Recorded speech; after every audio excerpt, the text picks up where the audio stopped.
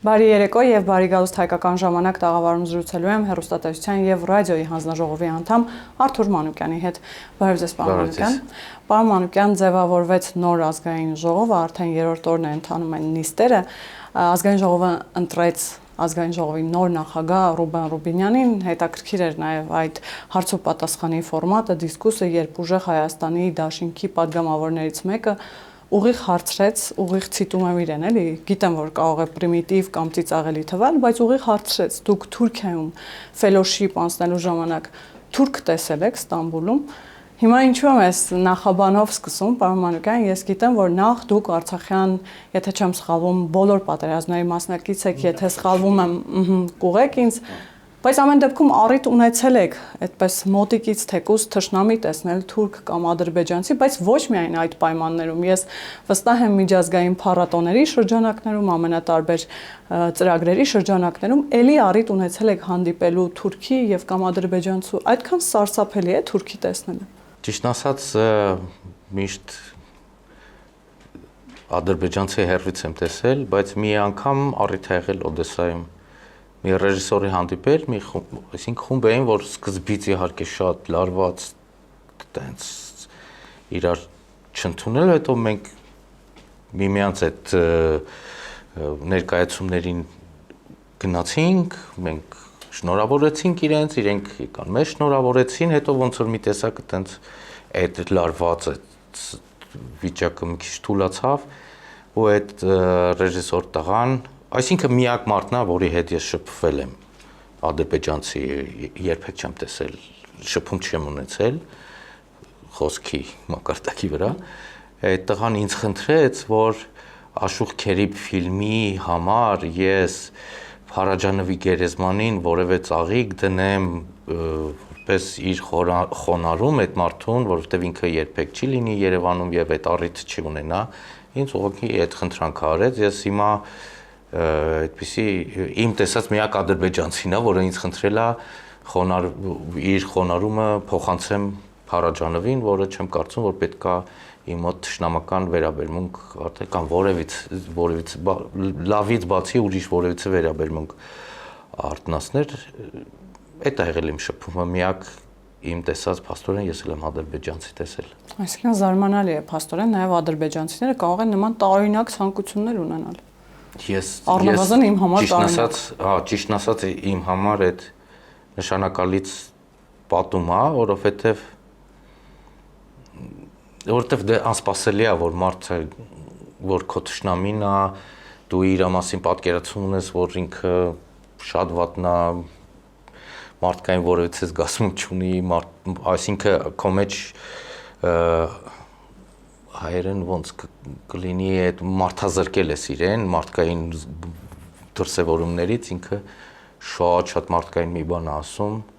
ոնց որ քո մեջ էլ է էլի ինչ-որ բան փոխվում։ Այսինքն, երբ այդ մարդուն դու ընկալում ես թշնամի ու կարող ես տեսնել միայն խրամատում եւ կամ պատերազմի ժամանակ, շատ անսովոր է տեսնել։ Բանից այդ նշանառուից այն կողմ եմ տեսել ու հետո երբ որ մարդկային ինչ-որ մեկին տեսնում ես, դու ցնցող է իրականում, որտեվ այդ տարբերությունը շատ մեծ է, չես կարող չցնցվել։ Պարոն Մանուկյան, իսկ այդ կոմպլեքսը հաղթահարելի է, երբևէ կհաղթահարենք ցեղասպանված լինելու կոմպլեքսը, թե այս խոսակցությունները անգամ այդ կոմպլեքսի մասին չեն, երբ այդպես այնքան պրիմիտիվ հարցեր են տալիս, որ օրինակ Ստամբուլում թուրք տեսել եք, ինչպիսին է թուրքը, իսկ թուրքի հետ բարեկամություն արել եք, իսկ խոսել եք։ Ես նույնիսկ Ռուսաստանում ռուս եմ տեսել։ Ես ուղղակի հասկանում եք, բաներ կան, որ եթե մենք սկսենք քննարկել, մենք շատ անհարգալից վերաբերմունք ունենանք ինքներս մեր նկատմամբ եւ մեր տրամաբանության եւ մեր մտածելակերպի նկատմամբ շատ անհարգալի վերաբերմունք ունենանք, եթե մենք այդ արտահայտությունը քննարկենք, թուրք տեսել ես Թուրքիայում, ռուս տեսել ես Ռուսիայում, հայ տեսել ես Հայաստանում, sense եւ ընդհանրապես այս թեման արդեն բոլորին հոգնեցրել է։ Իսկ առաջին թուրք, հայ, դու հայ ես, թուրք ես, դու չգիտեմ ինչ ես, էս, այն ես։ Առաջիկա 5 տարիները խորհրդարանի աշխատանքը, այս բովանդակությունն եմ ունենալու, պարոն Մանուկյան, երբ Նարեկ Կարապետյանը հայտարարում է, որ Ադանան քյաբաբ չէ, իր հայրենիքն է պատմական, երբ խոսում են ամենատարբեր նման հակասահավարավյան օրինագիծ է առաջարկում բերել ազգային ժողով։ Տեսեք, Նարեկ Կարապետյանը ասում է Ադանան քյաբաբ չի, բայց տաշիրն էլ պիցա չի։ Նույնիսկ ավելին, Անին էլ կոնյակ չի եւ Արցախն էլ օղի չի։ Այդ մենակ Ադանան չի, որ այդ շարքի մեջ չի մտնում։ Սա ինչ տրամաբանություն է։ Ես իհարկե տեսա, ես ուզում եմ ասեմ, եթե հետևողական ես այդ տրամաբանությանը, ուրեմն հենց հիմա վերացրեք տաշիր գրուպ, տաշիր պիցա, տաշիր չգիտեմ ինչ։ Տաշիր արենա կամ չգիտեմ ինչ։ Ասենք այդ բանը, եթե այդ տրամաբանության մեջ եք, եթե մարդուն դնում ես մեղադրանքի մեջ այդ շրջանակի մեջ ես դնում, որ իբր Ադանա չի կարող լինել, չգիտեմ, քյաբաբ Ադանա կամ մարդը եւ ինչ մեղադրանք դա։ Սա ու մի քիչ իհարկե լարվածություն է մտել, որովհետեւ մենք հիմա ապրում ենք լարված ժամանակներ եւ մտածում ես, որ ահագին մտային կարողություններ են պետք, որպեսզի այս ժամանակները անցնենք, իսկ մտային արտադրանք տվող գործունեություն ծավալող մարդկանց լսելով մի քիչ լարվում ես եւ ես կոչ եմ անում, որ բոլորին, ովքեր կլսեն իմ կոչը, որ խնդրում եմ հավաքեք ձեզ բոլորին։ Այսինքն այդ խոսույթը վտանգավոր կարող է լինել։ Հավաքեք ձեզ, արդեն մանկապարտեզ չի էլի։ Բոլորին, բոլոր կողմերին։ Եվ հատկապես այն կողմին եմ ասում, ովքեր ունեն հարգանք իմ ասելիքին։ Շատ խստորեն արգելում եմ իմ ընկերներին այդ մակարդակին իջնել։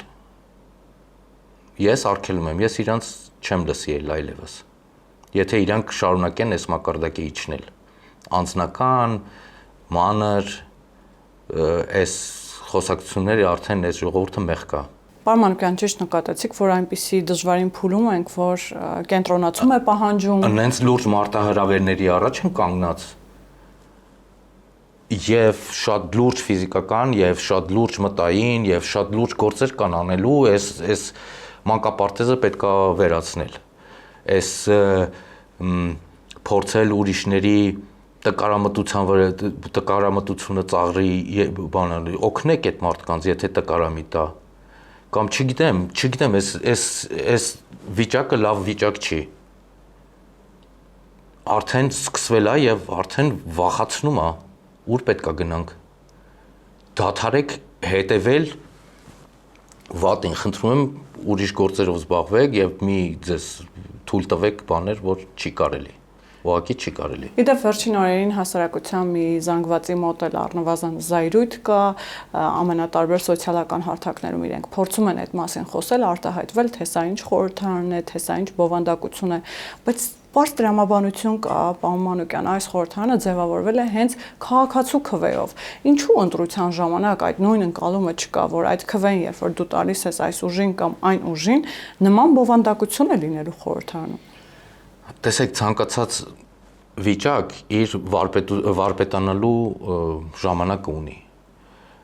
Կարծում եմ, որ մենք դեռ որպես հանրություն վարպետացած չենք ընտրություններին ճիշտ, ոնց որ մեր ուզածով, մեզ թվում է, որ մենք մեր ուզածով ենք անում, բայց հետո պարզվում է, որ մեր այդ մարդիկ այդքան էլ մեր ուզածը չեն, կամ մենք պետքա վարպետանանք ժողովրդավարության մեջ։ Դե հակակոռուպցիոնի բացահայտումներն էլ առնվազն նրա մասին են, որ հասարակության մեջ կա այն զանգվածը, որը պատրաստ է քվե վաճառել, պարոն Մանուկյան, սա էլի։ Որովհետև երևի գիտեք ովքեր որ պիտի բացատրեն, ովքեր պիտի ցույց տան, իրանց մեղավորությունն էլ էստեղ կա։ Որովհետև շատերը չեն հասկանում, օքեյ, կաշառքա վերցում է, դրա ոնց քեզ ասեմ, այ գողություն անելը զգում ես, չէ, որ դու վատ բան կարաս անես, եթե գողություն անես, դա ոնց որ զգացողական մակարդակի վրա դա, բայց այդ քվեն վաճառելը դեռ չեն զգում, երև պետքա զգան։ Այսինքն հանրային պարսավանք էլ չկա, նկատի ունեք, թե նաև այդ դատա իրավական համակարգի նկատի ունեք, որ պատիժ չկա։ Հանրային չկա, մշակութային, ոնց ասեմ, մշակութային շերտ չկա այտենց, որը ոնց որ դաստիարակության մակարդակի վրա քեզ դնի մի ռելսի վրա, որը մերժում է եւ բացառում է կաշառքը, կաշառակերությունը, կաշառք տալ եւ վերցնելը։ Չգիտեմ, էլի մարդիկ դաստիարակվում են դրսում, ներսում, ամենտեղ դաստիարակվում են եւ այդ դուրսն ու ներսը պետքա մշակութային ինչ-որ շերտ ունենա, որպեսզի մարդիկ հասկանան, որ դա թույլատրելի չի, դա վնասում է եւ քեզ եւ քո սերունդին եւ հասկանում եք մենք պատերազմների միջով ենք անցնում անընդհատ 3 պատերազմ ենք ունեցել եւ մենք չենք կարող հասկանալ մեր ոչ հաջողության հիմքը որտեղ էր եւ ոչ անհաջողության պատճառները որտեղ էր։ Ինքնահայացմամբ չենք զբաղվում։ Հա, մենք պետք է հասկանանք ի վերջո ինչի պարտվեցինք։ Ինչի պարտվեցինք, այս բանը պետք է հասկանանք։ Մեր ինչն էր պատճառը, որ մի դեպքում հաղթեցինք, իսկ մի դեպքում պարտվեցինք։ Ինչ այն ժամանակ այդպես չարեցինք, իսկ ես հիմա այդպես ի վերջո հաղթանակին եւ պարտությանը հաղթանակին մարդիկ պատրաստվել են 30 տարի, մենք այդ 30 տարվա մեջ ինչեր ենք բաց թողել, այդ բաց թողումները պետքա մի հատ վերահանենք, վերնայենք, անընդհատ այդ անորակ մշակութային մթերքով չեմ կարծում, որ մենք լավ տեղ ենք գնալու։ Դե ընդդիմությունը շատ հեշտ մի քանի բառով եթե փորձեմ բացատրել, ըստ իրենց մեղավորը Նիկոլ Փաշինյանն է, Նիկոլ Փաշինյանի հայտնի հայտարարությունը, որ Արցախը Հայաստան է եւ վերջ, իդեպ դա ամրագրված է նաեւ մեր սահմանադրությամբ ընդդիմությունը երբեմն անհասկանալի է, մի կողմից մեղադրում է Նիկոլ Փաշինյանին դավաճան եւ հողատու լինելու մեջ, մյուս կողմից մեղադրում է, որ հայտարարել է, որ Արցախը Հայաստան է եւ վերջ, այսինքն այս դիսկուսի մակարդակում մեկ մեղավոր գտանք, կարգեցինք, անցանք առաջ։ Դե դա հեշտ է, որովհետև հեշտ է, որտեղ Փաշինյանը ասեց Արցախը Հայաստան է եւ սկսվեց պատերազմը եւ այդ պատերազմը շատ ցավալի է մեր ազգի համար եւ ինչքան շուտ է ցավը հասկանանք, նայենք եւ գտնենք պատճառը այնքան լավ, որովհետև եթե այդ ցավը թողեցինք, դառնալու է քրոնիկ եւ այլևս էլ չբուժվի եւ մնալու է սերունդների վրա։ Եվ սա լուրջ է։ Եվ վերցնել մեկին դարձնել պատճառ, դա շատ մեղմ ասած լավ չի։ Լավ տեղ չի տանում։ Իհարկե ոչ։ Որովհետև եթե մարդիկ 30 տարի պատրաստվել են իրենց հաղթանակի, մենք էլ 30 տարի չենք պատրաստվել պատերազմի։ Հասկանում եք, որպեսզի օլիմպիական չեմպիոնը չեմպիոն դառնա, ինքը 6 տարեկանից պատրաստվում է 16 տարեկան ժամանակ իր մրցույթին, հասկանում եք։ Չի կարելի 16 տարեկանում որոշել, որ պետքա ըմբշամարտի չեմպիոն դառնաս ու մի տարում կամ 2 տարում չեմպիոն դառնաս, չի ստացվում։ Որևիցե բաներ կան, որի համար ժամանակ է պետք։ Նույնիսկ ամենափոքր պաշտոնի սպա պատրաստելու համար 5 տարի ժամանակ է պետք։ Իսկ երբ որ մարդուն մեղադրում ես, որը մի կես տարի հետո կովիդ, բան դրա մեջ ես մեղադրում, որ ինքը բանակը այդպես չի պատրաստել, դա ազնիվ չի, ամենաչիչը։ Այսինքն որոշ խնդիրների եւ խնդիրները դրանց պատճառները հասկանալու համար պետք է գնալ ավելի հետ, ավելի հեռու, ճիշտ եմ հասկանում, պարոն Մանուկյան։ Դե պետքա գնալ, ամբողջը նայել, ամբողջության մեջ նայել։ Չի կարելի էլի այդ վերջի մի տարին վերցնել, չէ, ուզում եք վերցնեք, եթե դա ձեզ մխիթարում է, մխիթարվեք դրանով։ Բայց դա այդքան ազնիվ չի։ Ես չեմ կարծում։ Ես օբյեկտիվ եմ ասում, այս պահին օբյեկտիվ եմ ասում, շատ օբյեկտիվ։ Դա այդքան էլ ազնիվ եւ արդար չի։ Միջև այդ դուք էլ վստահ եմ կհիշեք, երբ հայոց բանակը միշտ ներկայացվել է տարածաշրջանի ամենամարտունակ, ամենահզոր բանակ։ Այդ մասին Ռոբերտ Քոչարյանը միջև հիմա հպարտությամբ է խոսում, որ իր տարիներին էլ հենց այդպիսին է եղել բանակը, իր տարիները խաղաղ են եղել։ Այսինքն այս մարդը առնվազն իր մեղքի բաժինը չի տեսնում, իր իրավահաջորդը իր մեղքի բաժինը չի տեսնում, եւ այդպես տրամաբանորեն ստացվում է, որ ամեն ինչի համար մեղավոր էր մեկ մարդ, որը կառավարում էր, եթե չեմ սխալվում, 1 տարի կամ տարի ու կես, ու այդ ամբողջ արհավիրքը սկսվեց։ Դե որովհետեւ հո չի ասի ես եմ մեղավոր։ Որովհետեւ կարող է եւ լուրջ ինքը իր մեղքը չի տեսնում։ Որ դժվար է մարդը ինքը իրեն մեղադրի այդպիսի մեծ արհավիրքի մեջ։ Սեփական մեղք ընկալելու համար էլ է ուժ պետք։ Տեսեք Ռոբերտ Քոչարյանը հիմա տեսեք մի քանի 20 ավել տարի առաջ երկաթ ուղիները նվիրել է Ռուսաստանին, հիմա մենք խնդիր ունենք, չենք կարողանում լուծենք։ Այդ օրվանից հետո ծնվել են մարդիկ, որոնք արդեն չափահաս գործունյա մարդիկ են, այսինքն այդ ներկա էլ չեն եղել։ Հասկանում եք, հիմա ինչ որ sense հասկանում ես, որ դու քո ամբողջ երկրով քո ռեսուրսը չի հերիքում, քո սեփական երկաթուղիները տնօրինել այնպես, ինչպես ուզում ես, որովհետև ինչ որ մեկը նվիրել է ինչ որ մեկին։ Հասկանում եք, ինքը իր սխալը տեսնում է, կասի, որ ինքը սխալ է արել։ Չի ասի։ Գուցե եւ ասի, բայց մինչեւ հիմա դեռ չի ասել։ Բայց դա օբյեկտիվորեն սխալ է, էլի, անկախ նրանից, թե որ քաղաքական դիրքորոշում ունես։ Օբյեկտիվորեն սխալ է վերցնել ինչ որ մեկի երկաթուղիները նվիրել մեկ ուրիշի։ Սխալ է։ Այդտեղ երկրորդ կարծիք չի կարող չլինել։ Բայց չի ընդունի։ Դե եթե նույն ուժերին, այսպես ասած, հետևենք եւ նրանց հայտարարություններին, իրենք դրանում խնդիր չեն տեսնում, անգամ խնդիր չեն տեսնում Բելարուս, Ռուսաստան միութենական պետության կազմ լինելու մեջ։ Նման հրապարակային նման հայտարարություններ են արել, պարոն Մանուկյան, որ այո, եթե այնպիսի իրավիճակ լինի, որ ինչու ոչ։ Հիմա մարդուն մեղադրել, որ դու մեր երկաթուղին վերցրել ես եւ նվիրել ես Ռուսաստանի Դաշնությանը, որից հիմա մենք չենք կարողանում հետ բերել։ Լավ, եթե ինքը այդքան սիրում է Ռուսաստանը, ունի 2 տղա, թոռներ, խնդրում եմ, թողիր 2 տղային եւ թոռներին ուղարկի Ուկրաինայում պատերազմի։ Սիրում է չէ Ռուսաստանը։ Այդքան շատ չի սիրում։ Միացյալ Նահանգների քաղաքացի են։ Հա, Միացյալ Նահանգներ։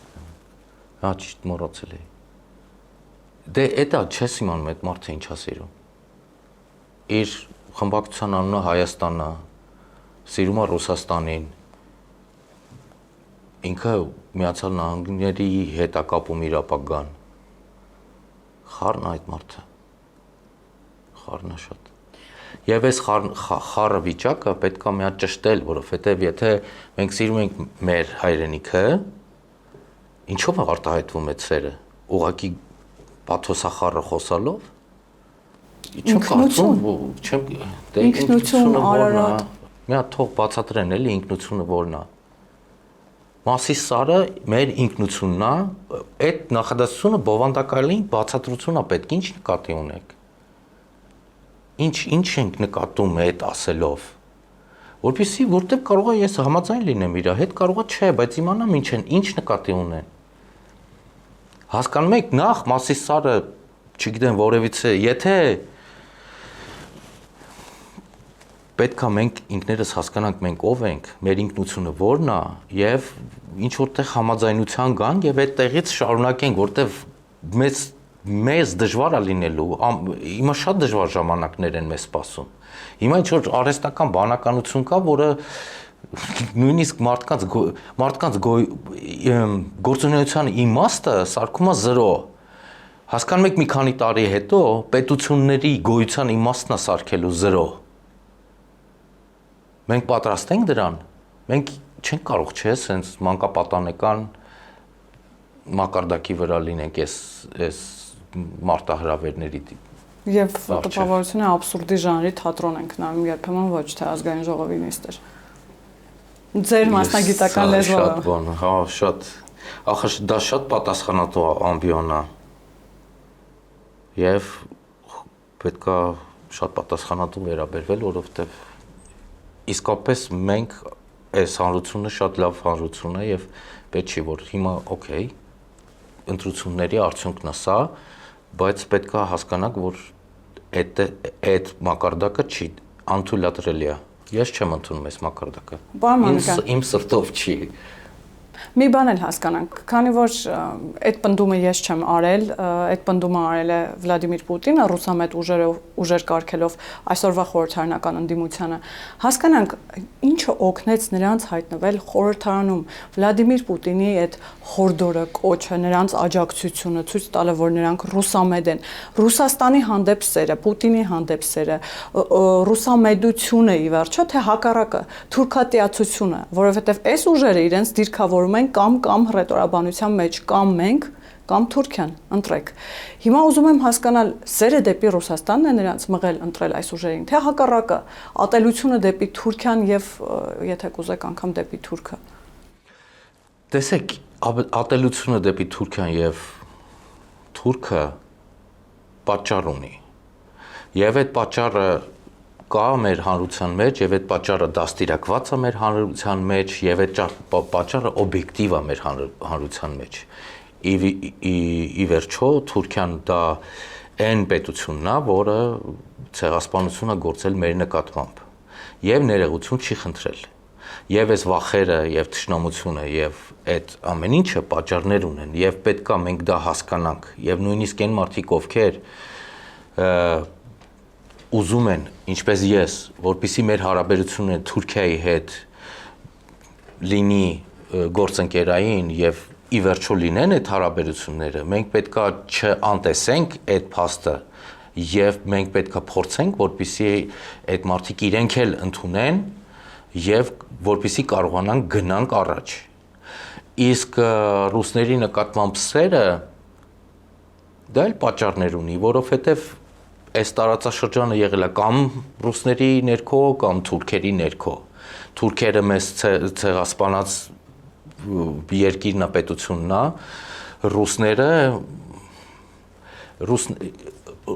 ռուսները մեր անհայտ ինձ համար անհայտ ընկեր են, չգիտեմ ովքեր են իրանք մեզ համար։ Փրկիչներ են իրենք իրենց Չէ, ես չեմ ընդունում դա, որովհետև ռուսները դրանք այն ռուսական պետությունը այն պետությունն է, որ իմ թշնամիներին զենք հավաճառել, զենք նվիրել, չգիտեմ, եւ Լենինը եւ մյուսները բոլոր իր ընթացքում երբեք իրենք իմ թշնամիների նկատմամբ չեն պահել իրենց այնպես, որպեսզի ես իրենց ընկալեմ որպես գործընկեր։ Իսկ հակառակը մեր պապերը, մեզ միշտ պահել ենք մենք որպես գործընկեր։ Եվ ես իրենց չեմ ընկալում որպես ընկեր։ Ու ստացվում է այնպես, որ ես մնում եմ առանց ընկեր, թշնամու դեմ դիմաց։ Եվ այստեղ մենք պետք է հասկանանք ինչ անենք։ Մենք այս թշնամությունը շարունակում ենք, եթե չենք շարունակում ենք, ոնց ենք չեն կարող չեմ մոռանալ այն ինչ որ եղել է։ Իսկ ինչ ենք անելու դրա հետ։ Պետք է մենք ունենանք կոնսենսուս։ Հասկանում եք, մենք որտեվ անթույլատրելի է եւ անընդունելի է մոռանալ այն ինչ որ եղել է մեր ազգի նկատմամբ։ Բայց ոնց պահենք մենք մեզ այսա պետքա մենք ընդունենք եւ գանք կոնսենսուսի, սենց չի կարելի շարունակել։ Խոսքը բնավ մոռանալու մասին չէ, պարոն Մանուկյան, չեմ կարծում նման հայ կա, որ հորդորի կամ կառաջարկի կասի մոռանանք ցեղասպանությունը, առաջ շարժվենք։ Դա չի կարող լինել, դա ուղղակի գիտեք ինչ, քաղաքական շահարկումները շատ տհաճ են, տհաճ։ Դրանք գիտեք Եգիպտոսում մի շուկա կար, որտեղ մումիա էին վաճառում, այդ մեռելների շուկա էր, որտեղ գնում էր կարող էր մեռել գնել, չգիտեմ, հասկանում եք, այդ քաղաքական շահարկումները այդ շուկան անընդհատ ինձ այդ շուկան են հիշեցնում։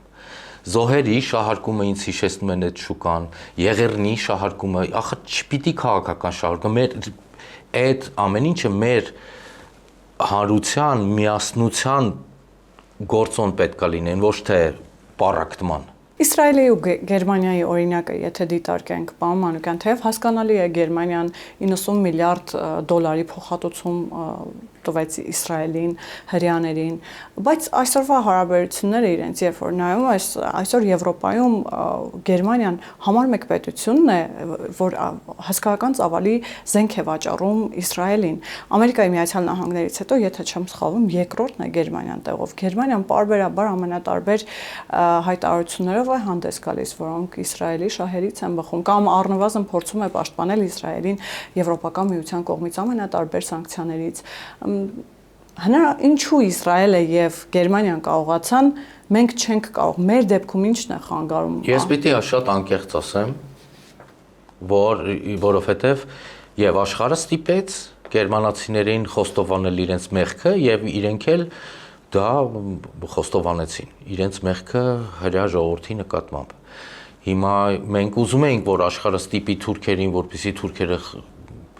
խոստովանեն իրենց մեղքը, ոչ աշխարհի մոտ դա ստացվեց, ոչ է մեր մոտ, ոչ է թուրքերի մոտ։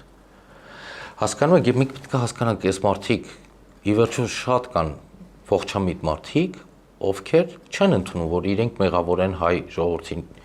առաջ, հասկանում եք, ու մենք հասկանանք ինչի չեն ընդունում։ Մենք ինքներս հասկանանք ինչի չենք ընդունում, ուղղենք իրանց գուցե ընդունեն, որտեվ մենք կողքի ենք, մենք այդքան էլ հեռու չենք, ինչքան Իսրայելն ու Գերմանիան, իրանք կարող են եւ չմտերմանալ, մենք կողքի ենք, մենք պիտի ապրենք կողքի դեռ շատ երկար ժամանակ։ Եվ եթե մենք չենք հասկանալու իրանց, մենք ինքներս մեզ չենք հասկանալու, անընդհատ այդ խնդիրը մեզ պառակտելու է։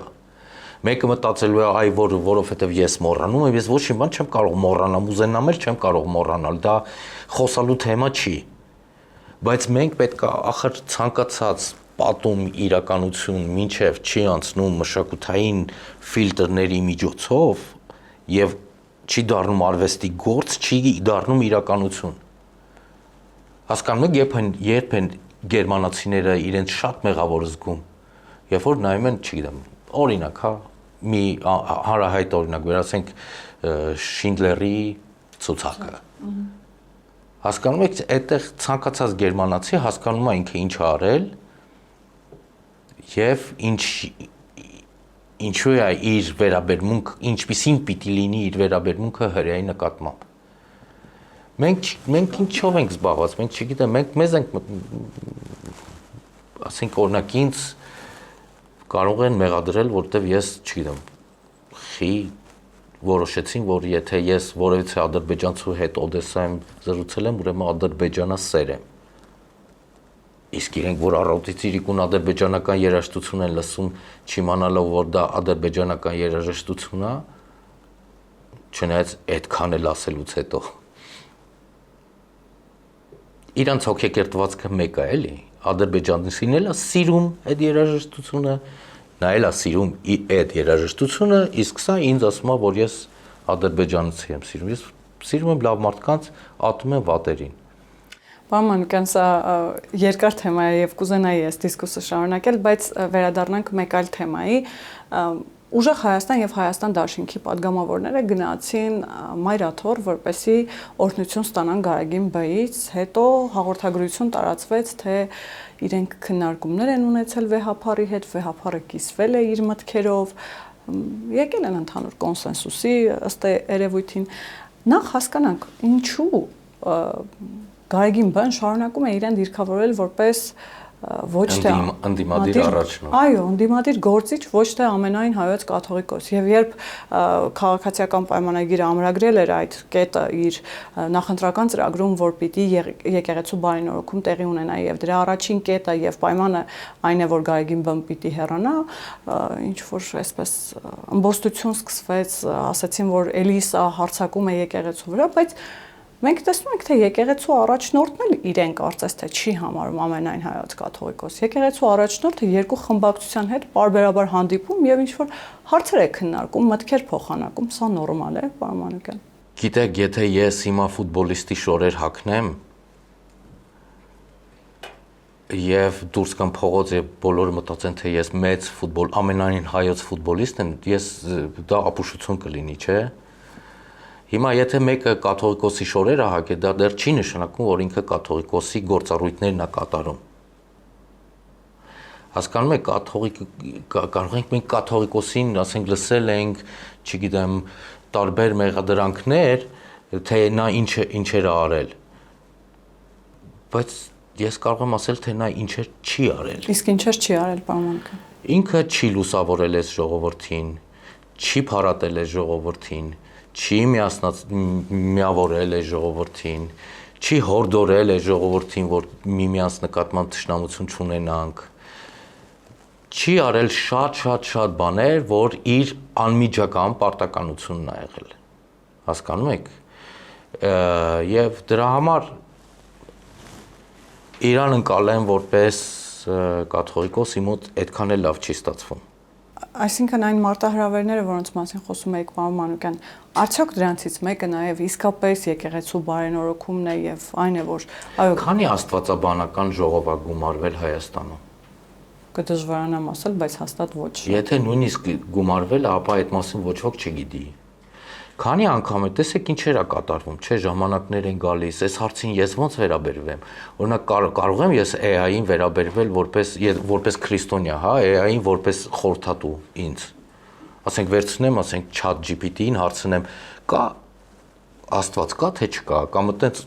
ինչ որ հարց, աստվածաբանական ինչ որ կամ ինչպես վերաբերել, կարող եմ թե չեմ կարող։ Այս հարցերը ով պետք է ինձ լուսավորի, ով պետք է ինձ առաջնորդի։ Հասկանում եք, աշխարհը փոխվում է, կյանքը փոխվում է, տարբեր բաներ են, մարտահրավերներ են առաջանում, մենք նստած ենք այսինքն ոնց կարող է մեկը համարի, որ ինքը եկեղեցի է, հենց ինքն է եկեղեցին։ Դա ինքը իր բարձունքից չի իջնում, հոտի հետ չի իջնում։ Ինքը չունի բարձունք։ Ինքը է ժողովրդի ծառան է, ինքը ոչ մի բարձունք էլ չունի, շատ կներեք։ Ինքը ամենացածր մարդը պետք է լինի ըստ քրիստոնյայի, ինքը պետք է գնա վերջում նստի։ Ըստ քրիստոնեական մոտեցման ինքը պետք է գնա վերջում նստի, որպես ծառա, մեր ոտերն էլ լվա, ինչպես Քրիստոս լվաց իր աշակերտների ոտքերը։ Եթե այտենց խստորեն նայենք, բայց դա իրանց համար չի։ Այսինքն խստությունը իրանց համար չի։ Այսինքն Գարեգին բն այնուամենայնիվ չի ապաշխարելու եւ ես չեմ տեսել իրան որևիցե հոգեվոր գործի մեջ։ Ես անդադ ինչ որ սկանդալների մեջ եմ իրան տեսնում։ Հոգնեցինք էլի այդ մարդուց։ Սկանդալների երեխա ունի, չունի, բիզնեսմեն ունի, բիզնեսներ ունի, չունի, էս ունի, այն չունի, էս ինչ խոսակցություններ են։ Էս ուր ես քեզ իջացրել։ Այդ ցածրության մասին չի խոսքը։ Այն խոնարհության մասին է խոսքը։ Հասկանում եք, երբ որ մարդը հոգևոր առաջնորդությամբ է զբաղվում, ինքը զբաղված է լինում իր գործով, ինքը ժամանակ չունի ուրիշ գործերով, որ մեղադրեն կամ չմեղադրեն, հասկանում եք, երբ որ ինքը պարապ է մնում, սկսում է ուրիշ բաներով զբաղվել եւ դրա համար էլ իրան մեղադրում են։ Մեկը տեսել է, մեկը չի տեսել։ Սա էսենց խոսակցություն, բամբասանքի խոսակցություններ են սրանք, որոնց պետք է էլի վերջ տալ։ Լավ, ինքը չի անում, մենք պիտի անենք։ Վերջացնենք այս խոսակցությունները։ Շատ դժվար ժամանակներ են մեզ սպասում։ Շատ կարևոր գործեր ունենք անելու։ Շատ պետք է մտածենք ամեն քայլը անելուց առաջ։ Եվ շատ պայծառ միտք է պետք մեզ այս խժդժությունները մեզ լավ տեղ չեն տանելու։ Մեզ դնելու են չստացվի այնց, որ երբ որ ժամը գա մենք ինչ որ պատասխան ունենանք տալու, ստացվի որ մեր պատասխանները այդ դալտակ բանկեքի նման են այն սահմանի վրա, հիշում եք։ Չստացվի այդ ժանգոտած բանկեքով ենք մենք մեր սահմանը գծել։ Այդեն չստացվի։ Ես այդ մտահոգությունը ունեմ, այս քանի օր այդ մտահոգությունը ավելի լավ սրվեց եւ իմ բոլոր ընկերներին կոչ եմ անում սթափվենք։ Շնորհակալ եմ, պարոն Մանուկյան։ Ես եմ շնորհակալ։ Հիշեցնեմ, որ զրուցակիցս հեռուստատեսության եւ ռադիոյի հանձնաժողովի անդամ Արթուր Մանուկյանն էր, կհանդիպենք։